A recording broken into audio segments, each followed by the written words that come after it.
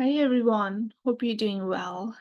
In my previous videos about Canberra Matrix or EOI submission, I received a lot of questions about what's the relation and which one should go first or which one should I submit first.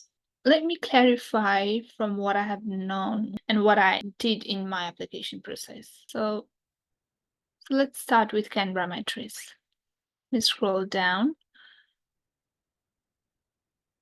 It says, read the eligibility criteria for ACT nomination carefully. Once you are satisfied that you meet all the criteria, then you can submit the Canberra Matrix. Okay, so to submit the Canberra Matrix, we need to satisfy or we need to meet the criteria. So what is the criteria? Let's go here.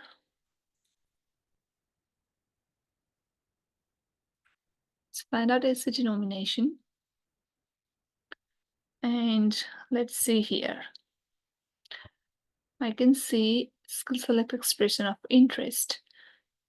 Let's go on my left-hand side. I'm going to scroll all the way down and read this bottom note. It says, you can update the information in your EOI at any time before we invite you to apply for a city nomination.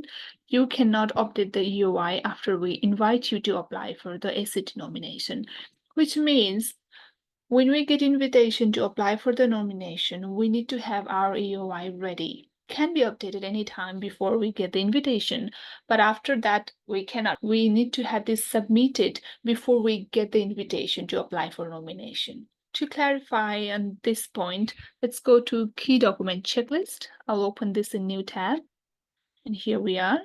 Let me go Canberra resident. And here we are. The following document must be attached to prove your eligibility to apply for ACT nomination and the Canberra Matrix score claimed, right?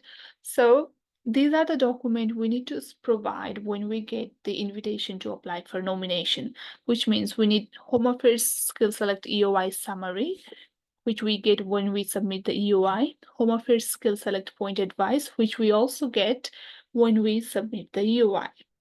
And when I hover over this word, it gives me information here. Again, so read through this all. And I'm going to go with the bottom note.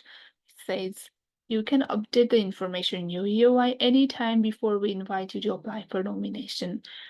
Okay, and let me go back to nomination. And here it says, if you are invited to apply for nomination, you must continue to meet the Department of Home Affairs visa criteria until your application for ACT nomination is assessed.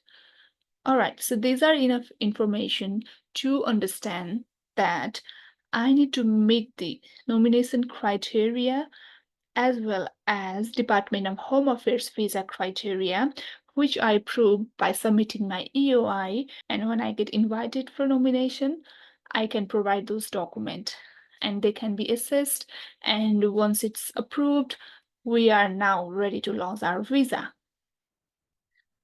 Okay, this is what I understood, and this is what I followed for my visa application process. And I wish you all the best for your application. Thank you. Bye.